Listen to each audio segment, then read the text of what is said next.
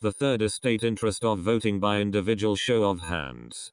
This forced the third estate representatives to turn themselves into the National Assembly, and this was the beginning of the revolution.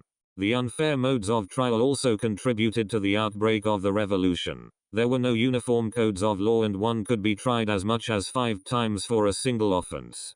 By 1789, there existed different feudal codes of law in different parts of France, which created judicial confusion. Besides, there were 2 different modes of appeal, i.e., Roman law in the south and common law in the north. Worst of all, there was no trial by jury, and, in most cases, the nobles were the accusers as well as judges against the peasants and the middle class. The peasants and the middle class could not expect a fair trial against the nobles and the clergy, which led them to revolt. The regime also lacked a working constitution.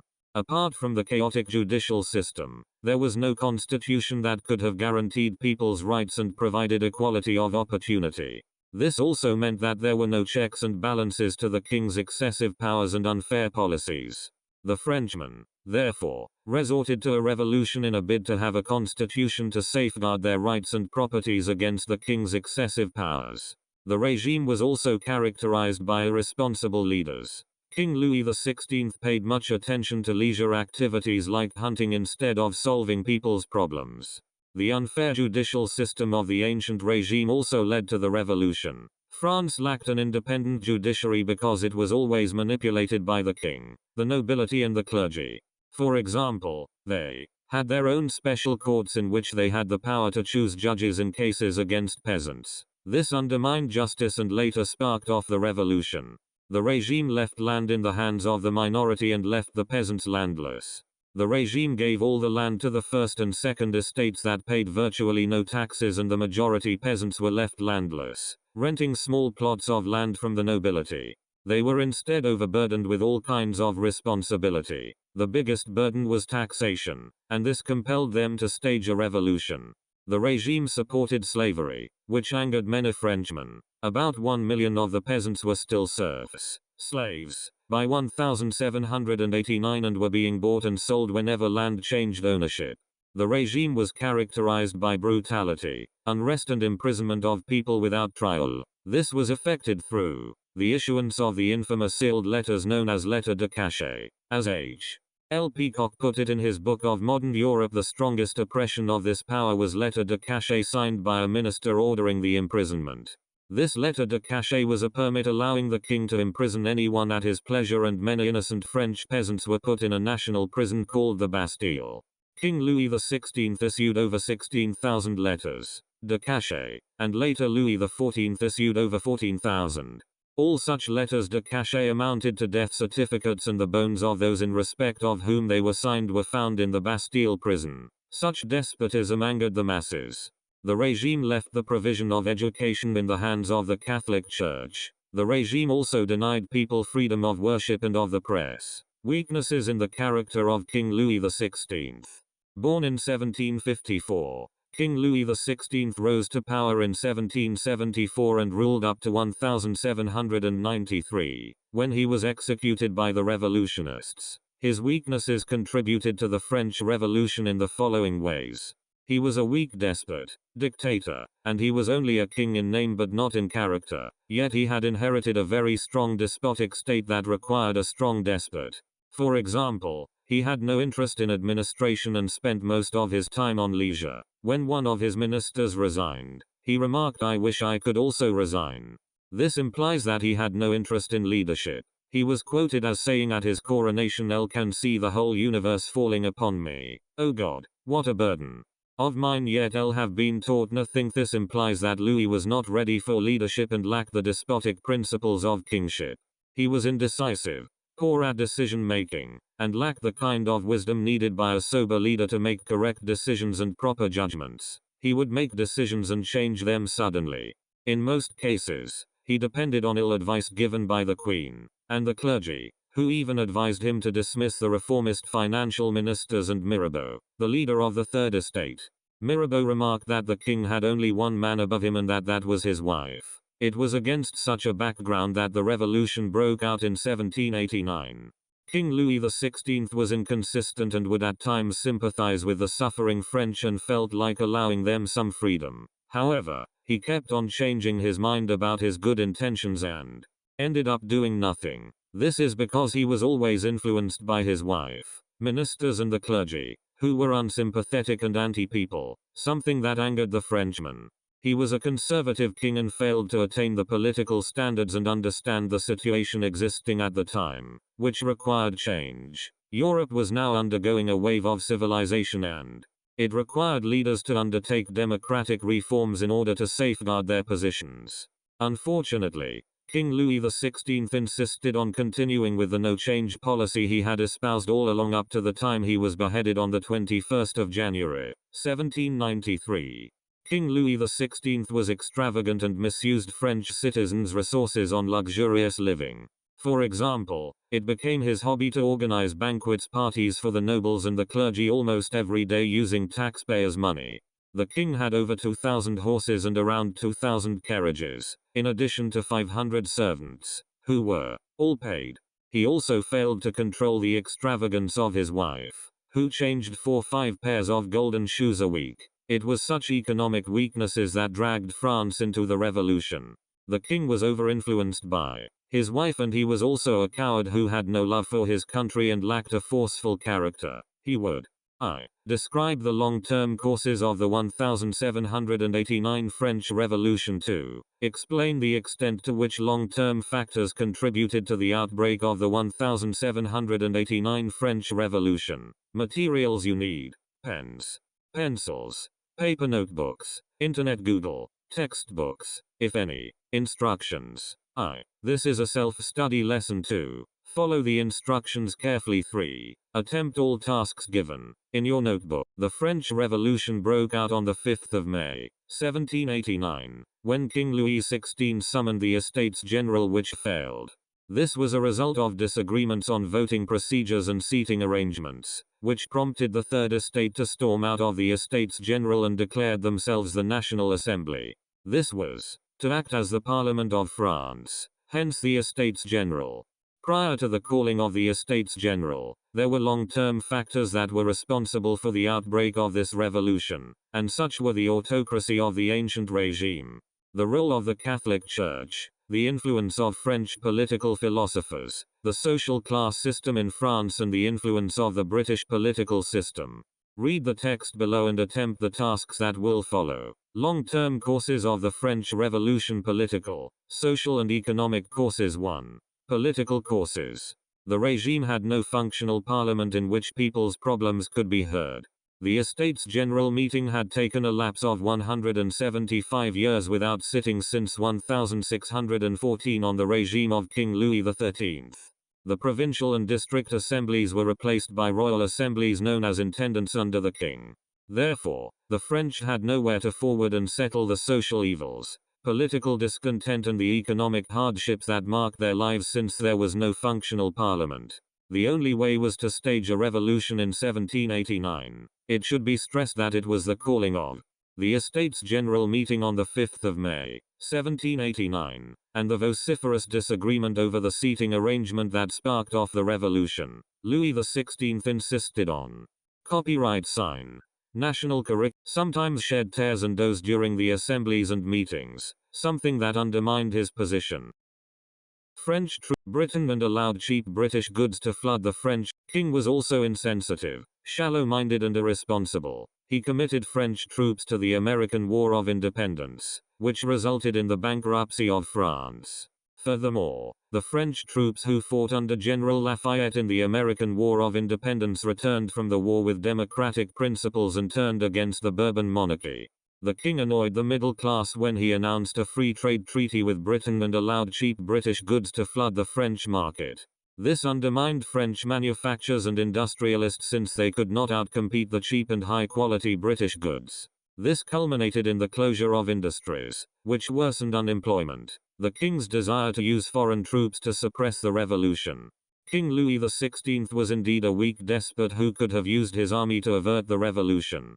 Unfortunately, the army was disloyal to him and he decided to use German troops, which made him appear to be an enemy of the revolution. It was such an act that forced the masses to violently break into the Bastille prison on the 19th of July, 1789. He made a fatal mistake when he called the Estates General meeting, which had never met for 175 years. He lacked knowledge and skills about how to conduct the assembly meetings. This provoked disagreement over the seating arrangements of the three estates, and his failure to take a stand on the disagreements and instead protest by walking out of the parliamentary house gave a green light to the peasants to declare themselves the National Assembly, which meant that the revolution was in progress. The character of Queen Marie Antoinette also led to the French Revolution. She was born in 1755 to the great Maria Theresa of the Austrian Empire. She had a more vigorous and decisive personality and came to exercise a great deal of influence over her husband. Her role in the outbreak of the French Revolution are presented below. Figure 1.1. Marie Antoinette. Marie Antoinette was hated because of her origin. As someone from Austria, which was a traditional enemy of France, she was commonly referred to as the L'Autrichienne, the Austrian woman. Austria had supported England in the 7-Year War of 1756 to 1763 against France, in which France lost her precious colonies in India and Canada. The Queen always reminded the Frenchmen with contempt of their defeat and of the loss of their territories. Marie Antoinette was very extravagant with the state's money. This was evidenced by the 500 servants she kept and the 2,000 horses she owned, and the most amazing habit of all, come rain or shine, Marie Antoinette had to buy 4 pairs of golden shoes each week. She always encouraged the weak-minded king to prepare expensive dinners every day for the nobles and the clergy. This culminated in financial bankruptcy, which, in turn, triggered the outbreak of the revolution. Marie Antoinette should be blamed for the dismissal of the reformist ministers. She ill-advised the king to dismiss the efficient financial controllers, i.e. Necker and Turgot. Their suggestions were very clear, i.e. all people, including the nobles and the clergy, should be taxed. However, such views were opposed by the Queen and the clergy, and eventually she influenced the dull king to dismiss both the men, which compelled the disgruntled French to revolt. Queen Marie Antoinette was virtually uneducated, and her character proved to be disastrous to the king. She was ignorant of the people's needs and incapable of grasping the prevailing political situation. She always ill-advised the king at precisely the wrong moments. This forced Mirabeau to say that the king had only one man above him, and that was his wife. She kept the king busy and fully occupied in the bedroom, which turned him into a slumbering giant. Marie Antoinette demanded compensation for her late daughter, which angered the French. She gave birth to a daughter who died at birth, but she insisted that the government should compensate her by paying her pension. She argued that the daughter was going to be an important person in France. This is clear testimony and confirmation that Marie Antoinette, the most beautiful queen in Europe, was the dullest France had ever had. The poor taxation system in France was also responsible for the outbreak of the French Revolution. The peasants were very poor and could not contribute enough revenue to run the state, whereas the privileged people that had property and were. The poor taxation system in France was also responsible for the outbreak of the French Revolution. The peasants were very poor and could not contribute enough revenue to run the state, whereas the privileged people that had property and were very rich were exempted from such taxes. Besides, the peasants were required to pay a lot of taxes, including the vingtieme tax, gabelle tax, the tithe tax and poll tax, among others. Corruption and embezzlement of the public funds among the privileged class greatly contributed to the financial crisis that resulted in the revolution. It was very common for the nobles, the clergy including the bishops and tax collectors, to embezzle most of the revenue. This annoyed the peasants and members of the middle class, who paid the taxes expecting to receive services from the government. Since their money was, instead, used to fulfill the selfish interests of the government officials, they lost hope in the government. The 1789 French Revolution can also be attributed to the grievances of the peasants. It is important to note here is that the peasants constituted the biggest portion of the population in France, numbering 23 million out of 25 million people. Despite this, however, the peasants were denied the right to own land, and they paid both direct and indirect taxes. They were denied education, were deprived of political influence in France, and were forced to work in public works such as the construction of roads, canals and bridges without any payment. It was a combination of the above grievances that made the French people stage a revolution. The French Revolution can also be attributed to the grievances of the middle class. These were businessmen and educated, and included merchants, lawyers, teachers, doctors, etc., and were rich. The middle class had three main grievances, and the foremost was being denied political power, yet they were educated. They were excluded from participation in affairs of the state, and their opinions and wishes were ignored. They also criticized the lack of religious tolerance in France and resented overtaxation in the areas of commerce and industry. They also pinned King Louis for his failure to pay back their money which they had lent the government. The impact of the American War of Independence of 1776 to 1783 partly contributed to the outbreak of the French Revolution. It should be recalled that King Louis XVI committed French troops to assist in the American War of Independence against Britain. The British were defeated and America acquired her independence. However, the French troops, who were led by General Lafayette, returned to France with revolutionary ideas of liberty, equality and fraternity from America, and also wanted the same ideas to be applied in France. It also destroyed the relationship between the king and the relatives of the soldiers who had lost their lives in the war, who blamed the king for the death of their relatives. The war also drained the treasury of the French crown, since King Louis spent over 2,000 million livres, leading to the outbreak of the financial crisis which set into motion the 1789 French Revolution. The privileged position of the nobles and the clergy sowed the seeds of the French Revolution. These were members of the First and Second Estates and were vehemently blamed for the outbreak of the revolution owing to the expensive and unlimited privileges they enjoyed. For example, they were exempted from paying taxes, highly paid, lived a luxurious lifestyle, and spent much of their time in the king's palace at Versailles. They became the focus of attack from the philosophers. Worse still, even when France was in a financial crisis, their privileges were not reduced and they proved to be unconcerned about the plight of the hungry French people. Besides, the two classes were classified, and such discrimination brought about social discontent, especially among the lesser nobles and the lower clergy, who enjoyed no privileges. It is not by accident that they joined hands with the peasants to stage the revolution. The 1789 revolution was due to the influence of the French political philosophers and writers. These were intellectual giants and great thinkers who criticized many aspects of French society, the government and the church, which incited the French masses to rise up against the Bourbon monarchy, leading to the French Revolution. The most influential philosophers included François-Marie Hérault Voltaire, 1694-1778. He was a historian, a philosopher, dramatist and lampoonist who was exiled to Britain because of his writings against the French monarchy. He admired and was impressed by the existing freedom of worship in Britain and her constitutional monarchy, and he wrote a book entitled The Letters on the English, in which he attacked the corrupt and pretentious church on the basis of its irreligious nature in connection with how it treated the common man through its laws, taxes, conservatism and oppression. In this very book, he advocated the freedom of worship, speech and democracy. All these were read by the masses and they were thus inspired to stage the revolution. He was quoted as saying, "An Englishman goes to heaven through various ways and a Frenchman goes to heaven through the Catholic Church." Baron de Montesquieu 1689-1755. He was a political scientist and his influence was political rather than religious, though he criticized the abuses of the church and the despotism of the state. In his book, The Spirit of the Laws, he expressed admiration for Britain and her constitutional monarchy that had an independent judiciary and legislature to limit the powers of the king, and believed that such a constitutional monarchy would extend liberty and uphold equality in France. He aimed at minimizing despotism with a system of checks and balances. Such writings greatly inspired the French masses. Jean-Jacques Rousseau, 1712-1788. He was a poet and a musician who preached the equality of man. Through his book, The Social Contract, he criticized the political, social and economic system in France, especially despotism.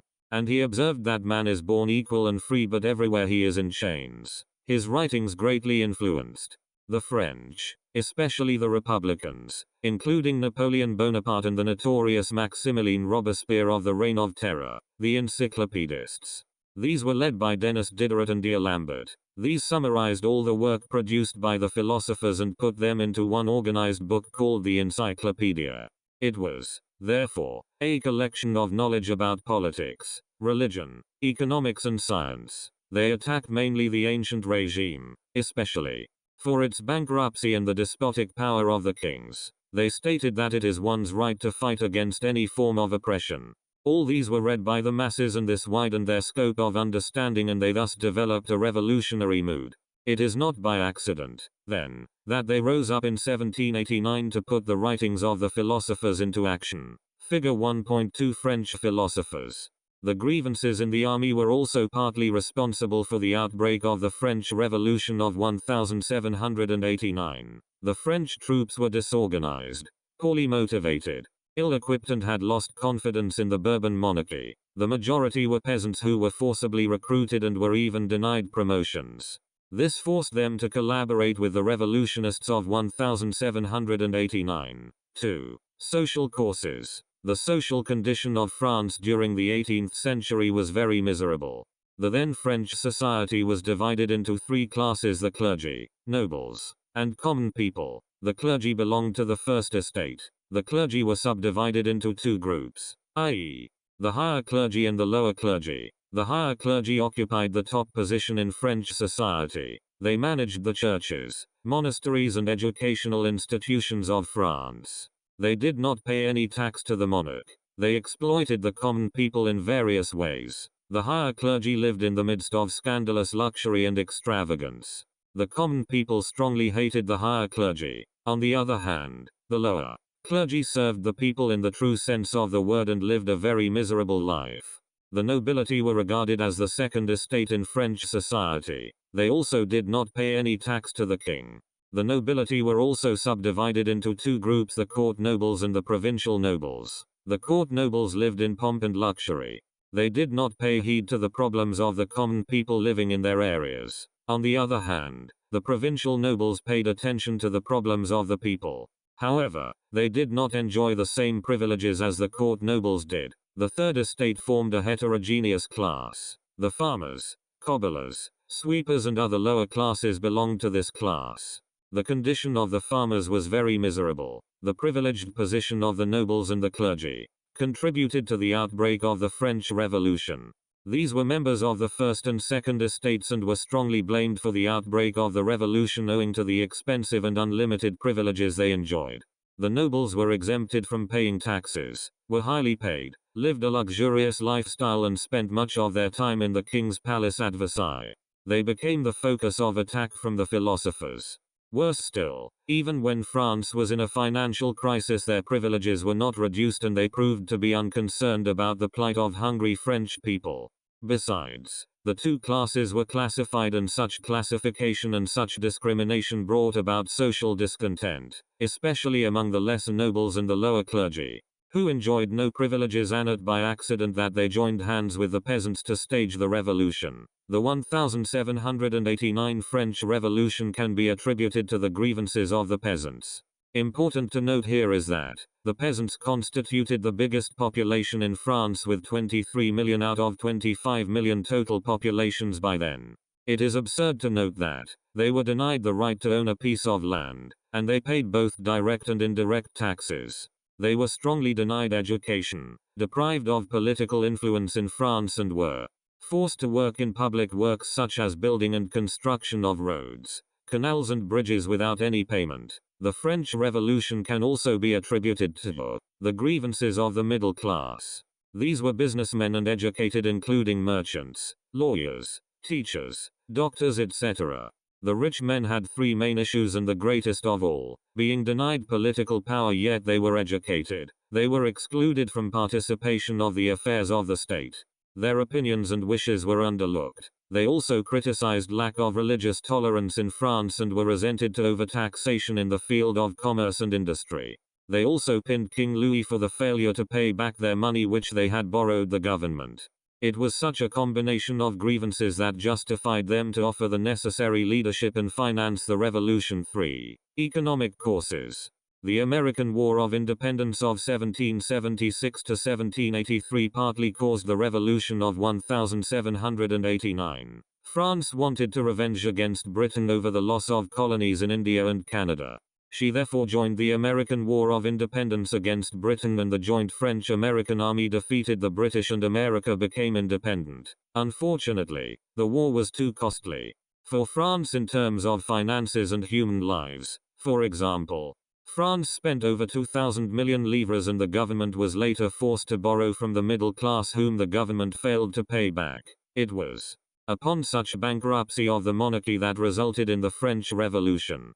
The extravagance of the French monarchy was also responsible for the financial crisis that resulted in the French Revolution. King Louis XVI and his wife Queen Marie Antoinette were very extravagant. For example, they had over 2,000 horses, 2,000 carriages, 500 servants, and the Queen used to have frequent parties and bought 4 pairs of golden shoes every week. Such uncontrolled extravagancies in the king's palace worsened the financial situation of France and eventually annoyed the French peasants. The poor taxation system in France was also responsible for the outbreak of the French Revolution. The peasants were very poor and could not contribute enough revenue to run the state, whereas the privileged people that had property and very rich were exempted from such taxes. Besides, peasants were to pay a lot of taxes, including the vingtieme tax, gabelle tax, the tithe tax, poll tax, among others. Corruption and embezzlement of the public funds among the privileged class. It was very common among the nobles, tax collectors, who embezzled most of the revenue, plus the clergy and the bishops. This annoyed the peasants and middle class members who were paying the taxes expecting to receive services from the government. Since their money was used to fulfill selfish interests of the government officials, they lost hope in this government. Task I. Using the above extract, Google Internet or any relevant materials near you. Discuss the different ways in which the above long-term factors contributed to the outbreak of the French Revolution of 1789.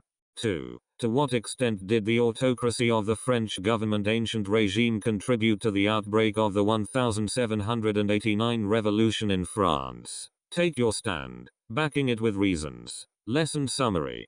In this lesson you have learned about both the long-term and short-term factors that contributed to the outbreak of the 1789 French Revolution.